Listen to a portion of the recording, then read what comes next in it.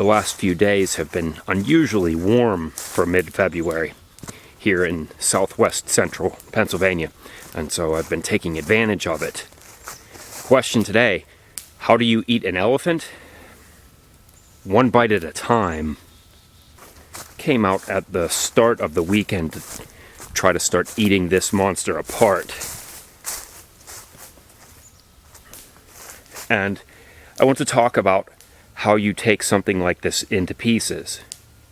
It's already down. I was going to say take it down, but it's down. Almost down, really. There's a lot of tension there. This could still kill you. It's larger than you think. Anyway, I want to talk about procedure in how you approach a problem like this, because you probably shouldn't take it down the way your gut instinct tells you should take it down. Let me explain. First of all, let's establish scale. It's kind of hard to get when you're looking at it through a camera lens. Right there, something like 18 inches. Most of this part, about 16 inches in diameter. Thickens back up to about 18, 20 inches there. And this part here is about, let's say, 8 or 9 feet above the ground. And this was part of a split tree system where there were two dominant trunks that split off. It became something like this one here, except the Y was much, much lower. And also its biomass after the Y is much larger on this tree. I already dealt with the first half a couple of months ago. I think it fell in midsummer. And now here we are in February, and since it's warm, I'm trying to deal with some of this early, make use of some early firewood. The impressive part of the tree is at its base. I already have the tape measure wrapped around. Take a guess. It's hard from where you are to imagine, but believe it or not, it has a 7-foot circumference. This is a beech tree, in case I didn't mention it, and it has somewhat of an eccentric diameter, so that won't do you much good in terms of understanding it, but it's more than 2 feet in that direction. That was probably its widest part, and then its minor diameter is probably about, I don't know, 21-ish. Of course, it's scary to work under something like this, because the forces that cause this to happen, or well, the remaining forces stored as potential energy, oh, they're serious. But most of it's all captured right now in the form of tension and compression. It's keeping it up off the ground. And that's the point of my story here today. I want you to rethink how you take something like this down.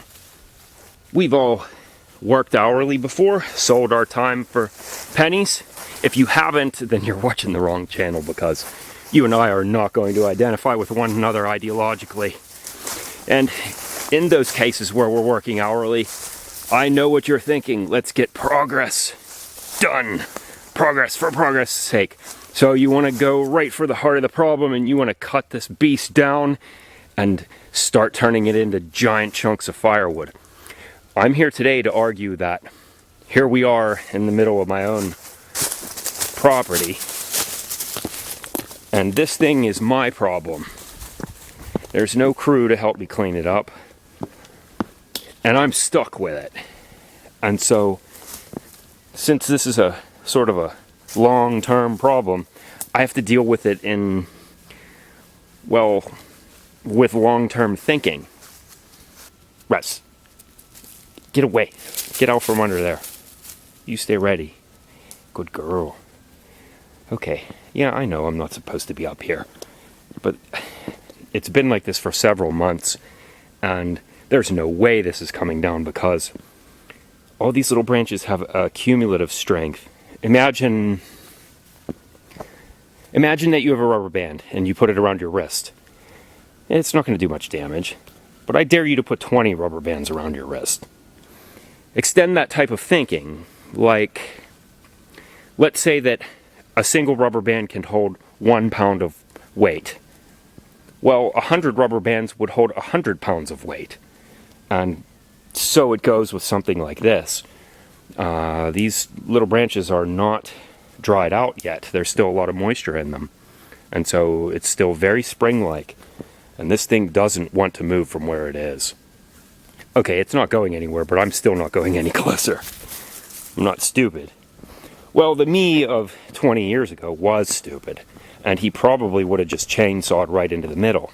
But as I've said, I've since learned how to eat elephants, and the effective way to do it is to start up here. First of all, I didn't burn all of this brush. I don't want to just turn it into smoke and water vapor and puff it away into the atmosphere. I did burn some of it, just because it's overwhelming and because we wanted to keep warm. A fire is pleasant. That's remnants from yesterday. But the bulk of the mass, well, the teeny tiny bits, we throw it in this brush pile. It was a hole from some root ball or some such thing, and we turn those low depressions into breakdown pits. When it's thin stuff, like things that are under an 1.5 inch diameter, it only takes a year or 2 or 3 before it turns into dust, and then it helps fill the depression. And plus it restores nutrients back into the ground from whence they came. The problem stuff is this here, like this bit that's about thumb diameter down to, oh, I don't know, something that gets to be about 3 fingers worth of a diameter. That's the stuff that I like to burn. This stuff in between, this like sort of 2-finger diameter, we take it all into 2 or 3 foot pieces. I'll just show you. We'll take a walk over. And these parts we stack in a lattice like this. And then the lattice gets covered, and after about a year, we start to use them as campfire fuel. It's just pleasant stuff to burn while you're sitting around a campfire.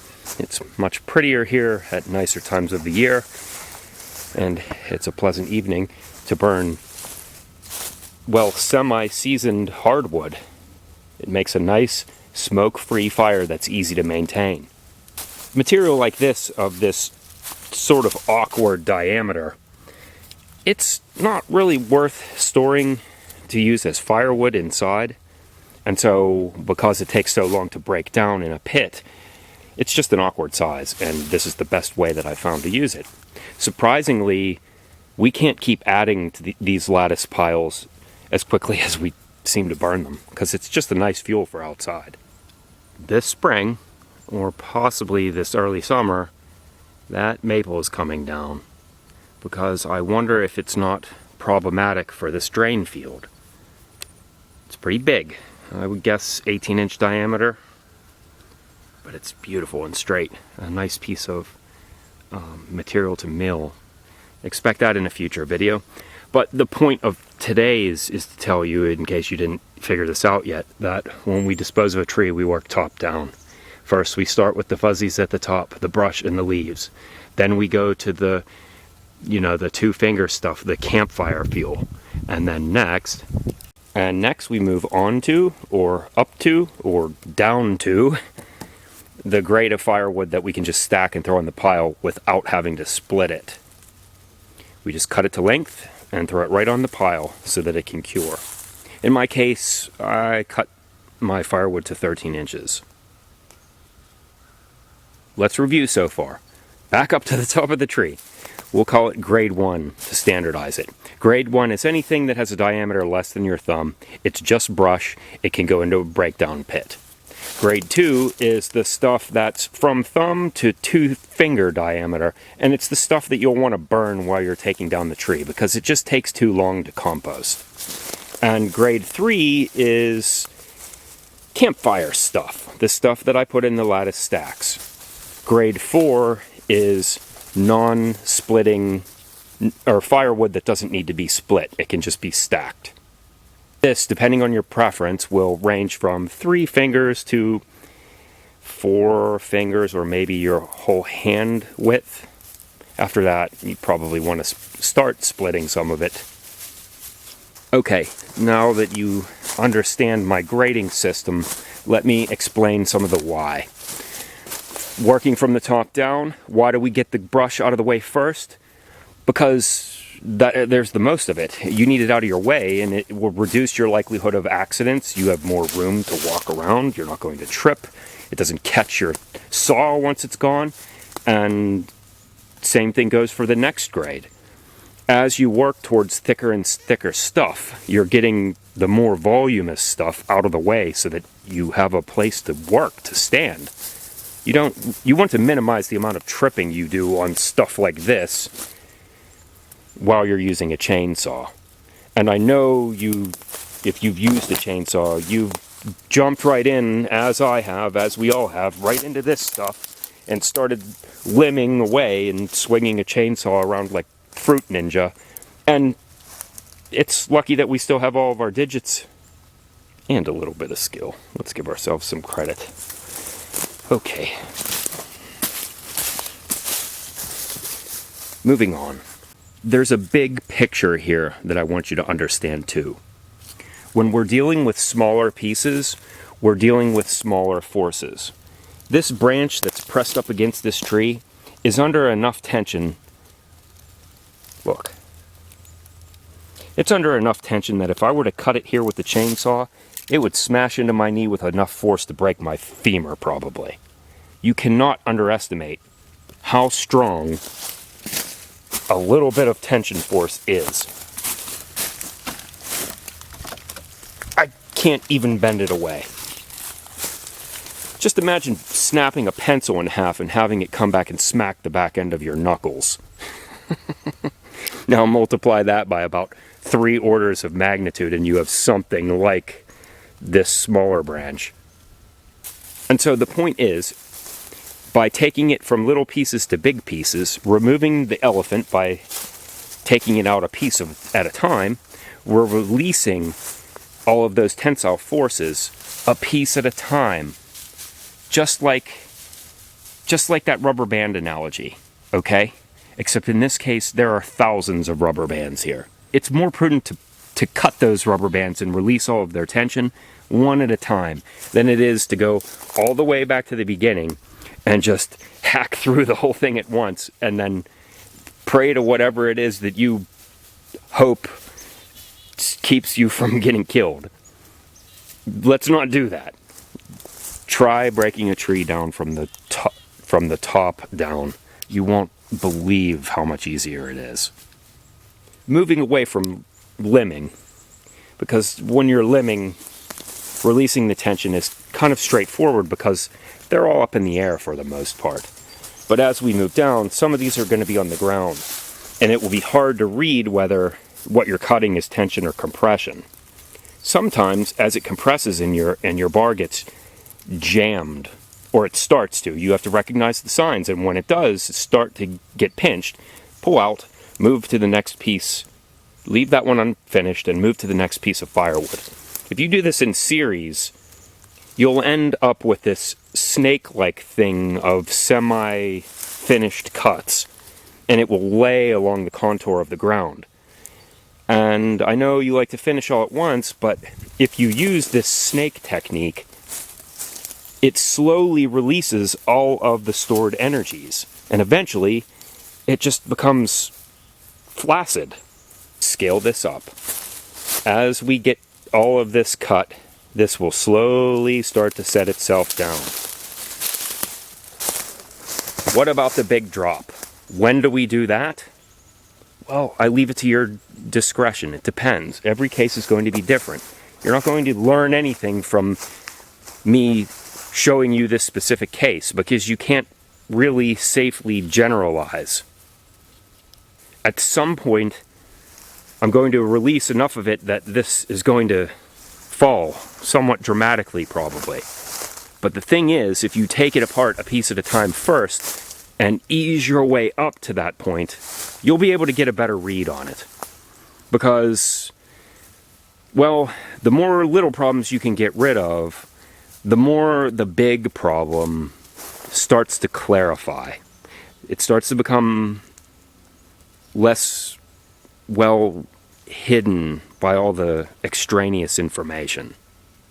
I could videotape the process of me doing all of this, and that would entertain you, and it would get way more people to watch. But I'm just not interested in that. I think me explaining to you the conceptual approach to taking something like a seemingly insurmountable or overwhelming looking problem and taking it down over a long period of time, or rather, let me say, in a way that is considerate of long-term goals, you'll find out that it pays off over time if you can adopt that problem-solving approach. And I think that's the concept that I want to get across to you. I hope in some strange way that made sense or is useful to you. And hopefully you're lucky enough to squeeze in some outdoor time.